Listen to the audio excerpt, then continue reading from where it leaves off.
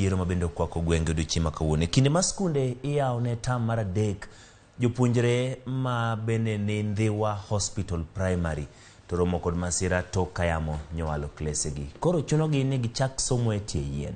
Ali abich nitiere skunno kendo atudre kode achiel kachiel ka entiere Ndhiwa mondo mi onyiswa ni to chenro chalo nadi. Ali abich erokamano kuom tudri kodwa e chenro mar Migago skun primar mar Ndhiwa Hospital ochiwo kod midhiero kata kinde ni ma yawo skul. Lerno ni to chal nadi e skunno. Iwacho ni chuno ni mondo jopuonjre osome tie yien, to en ang'o mosetimo kang' mane mosekaw mar temo neno ni okonygi gibedo gi kuonde mag somo makare.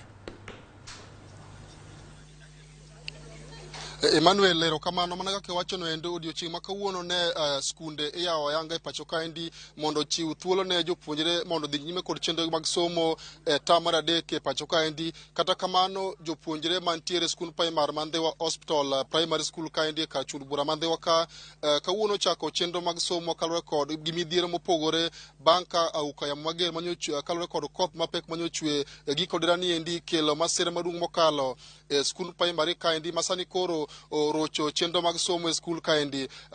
Emmanuel, skul ni endi osebedo gi midhiero mopogore opogore kiweyo mano endo mano kel kod koth mapek manochiwo giko dirani mag sani koro oweyo ka jopuonjre mantie grade 1 nyaka grade mar 5 sani koro onge kama ginyalo dhi nyime kod chenro gi mag somo bang' ka klesege mana utege mag somo mane gidhigo nyime kod chenro mag somo e skul kaendi yamo ketho kachiel kod gigo eko mag somo kama oting'o desk ma jopuonjre osebedo ka dhi nyime kod chenro gi mag somo. Gi kaendi watimo limbe ka mondo wang'e ni to chenro mag somo chalo nade, to gin gigo eko mage ma jopuonj me skul kande wacho kalore kod masira ma sani koro ojoko skul ni ma sani koro oseng'iko chenro mag somo nyaka ne jopuonjre bi skul ka okinyi ma kawuono. Emmanuel, en ni onge chenro mag somo osedhi nyime ka jopuonj kaachiel kod jogweng' ne temo mar ng'iyo ni to kit lal machal nade mano yudore skul kaendi, to gin kit kethruok mag mwandu mage mano yudore kalore kod masira mar koth kod auka yamo mane ojoko skul kaendi. An ka achiel kuom jopuonje skul kaendi madwa pimonwa kit lal ma giyude skul ka, to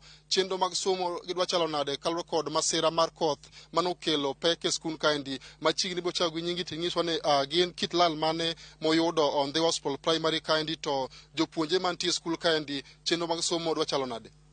Erokamano Ali, gi nyinga iluonga ni Salina Kotho Yamo. An jalup japuonj maduong' Ndhiwa Hospital Primary School ka.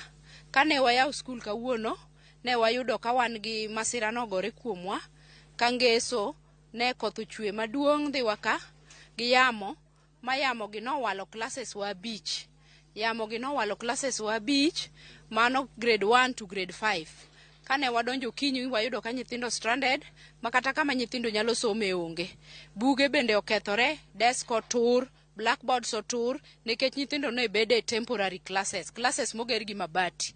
Wan mana gi classes 4 ma permanent, koro matiende ni nyithindo classes 5 gibedo mani mabati. Koro mabati gi nowalore makoro kawuono nyithindo bedo oko, ok wasomo the whole day, jopuonj bende stranded kama ginyalo chake. Koro wakwayo sirikal ni mondo okam to our aid, gibi mondo gikonywa mondo nyithindo gi oendelea gi somo kaka nyithindo mamoko me Kenya ka. Mane kwayona. Iwacho ni grade 1 nyaka grade 5 ma koth no ketho. Kang'ini klase 5 me kwano gi eki gin kwan jopuonjre mage mane osebidhi nyime ka chenro mag somo klase gi eki, to sani koro gin okenge mage moseketo mana ni chenro mag somo dok e wang'e kata doko ni pok yudo thuolo mar ng'iyo kaka nyalo gel classrooms mane okethore skunde ni. Erokamano, nyithindo manie classes 5 gi gin nyithindo 380 mano oseripot kawuono nyithindo 310. Koro ne watemo gi japuonj maduong' mondo wamany kata jo community mondo gi volunteer mondo mi waduok classes gi wager mondo mi waduoki gik mano kethore gi. To rachne ni mabati mang'eny no kethore beyond ma ok wanyal duoko nikech no banjore ma ok nyal baw. Koro nyaka sani pod wan stranded, pod wakia kaka wanyalo yudo konyruok mondo nyithindo gi osom. Mopore kod classrooms miwacho no ketho, be ntiere gigo eko ma jopuonjre tiyogo e chenro mag somo e skul kaendi machalo buge kaachiel kod desk magibede kod mwandu mamoko mag skul kama mano okete ot ka sama ne koth ochwe ni ma samoro bende okethore kalure kod masira mar auka yamo mano ojoko skundu kaendi ni. Erokamano Ali, gik moko okethore mang'eny. Wantie gi gik moko ni assessment book, wantiere gi textbooks mag nyithindo mano kan in one of these classes. To kane yamo blow the roofs, to koro koth ogoyogi magi kere ma jopiny mane ni machiegni ema notemo konyo to kokonyo nikech ng'enygi okethore. Desk otur, blackboards otur, buge okoth ogoyo, koro pod wan gi lal matut ma ok wang'eyo ni wadwa timo nang'o. Mogik Ndhiwa ka wang'eni en achiel kuom gwenge eko ma koth ohero kabisa, kendo kata sani waneno ka kor lwasi lokore, koth nyalo chwe sa asaya. Ok ang'e ni bang' ka masirano osejuok e skul ka, jopuonjre gi biro yie gidok pacho koso ere kaka gibiro dhi nyime kod chenro mag somo kaluwore kod chieng' mane ka achiel kod koth masani koro waneno ka biro nyalo chwe sa asaya Ndhiwa kaendi. Oyie mondo gidog pacho koso ere kaka udwa timo mondo chenro mag somo e skul kaendi kik bed kod rochruok sama koro nyithindo dok e skul odiochieng' ma kawuono ni? Ali, chenro mar somo ma kawuono rochore nikech kaka neno kaka weather rachni, nyithindo wasegonyo chuth kendo gisedok dala nikech kama ginyalo bede onge gibede te yien, chieng' be koro ng'eny, koth be biro, classes ka be nie condition marach ma ka koth oyudogie to nyalo miyo masira. Koro nyithindo to waduoko dala mondo mi gimiwa thuolo wayud kaka waloso classes. Manuel, kapok adok e studio an ka achiel kuom jopuonj ma bende osebedo ka dhi nyime kod chenro mag puonj e skul kaendi, kaka achiel kuom japuonj e skul kaendi, masira mojuku e skul kaendi bende no kanyalo rocho e chenro mag somo e skul kata performance mag jopuonje e skul kaendi? Erokamano, Ali, wach motimore ni aneno kodhi rocho somo. Ni marang'o, nyithindo osebedo kani dala juma achiel, koro ka giduogo mondo gichaki tamni bende chiek to ok ginyal somo nikech onge kamoro amora madang' gisome. Kaka osewachi chakre klas 1 nyaka klas 5. To kata other classes ka koro neno ka jowadgi ni oko mondo ginyal bedo piny mondo gi concentrate ok yot. Jopuonj bende manyo giwe buge te koth ogoyo, gimoro amora okethre, desk onge, ok oyot. Koro aneno ka gini dhi chandowa kod somo mar nyithindo chakre classes machien go nyaka classes mamalo. Be masirani osechwalo ne migawo mar somo kata telo ma Ndhiwa kaendi ma nyalo konyo e ng'eyo kaka chenro mar gero classrooms gi nyalo dhi nyime mondo chenro mar somo kik roch e skul ka? Kawuone ka waduogo e skul, jatela temo kendo asenene kobedo piny ondiko barua mondo temane to nyaka wayud joma dang' konywa. Nikech samoro kwaluwo mana ka education kende, samoro ok dhi bedo mayot mondo gika map mondo gimiwa support gi classrooms 5 tete mobedo blown plus the staff room. Kaka un jopuonj, ang'e ni sani deputy teacher wacho ni ubiro gonyo jopuonje mondo dhi pacho. Kaka jopuonje ma skul kaendi, gin gigo eko mage mudwa keto maneno ni kata mwandu mag skul mamoko mano kere gi eki obedo makare ma ok ng'ato kodonjore go sama koro ung'iyo kaka unyalo dhi nyime kod chenro mag somo bang' masira ni endi? Gima wanyalo keto sani en mana ni wabiro temo mondo watem kano gik ma learning resources ma wan godo modong' mondo wakan kama safe. Office moro nitie kamar jo ECD, koro gine mwadhi kwayogi mondo gimiwa kamoro sto moro matin ma wanyalo kete moko ma wan godo. To kod nyithindo mane classrooms mamoko, kapo nikech koth nyalo chwe kata kapok sa lunch oromo, wanyalo dwaro mondo seche ma koth ochwe moyudo wa seche mag okinyi to nyithindo gi koro dhi riwre gi nyithindo mane klas 7 gi 8 nikech mage joma nigi classroom ma permanent madang' gibedo matiende ni gidhi bedo matiende ni somo ok dhi bedo ka dhi mbele.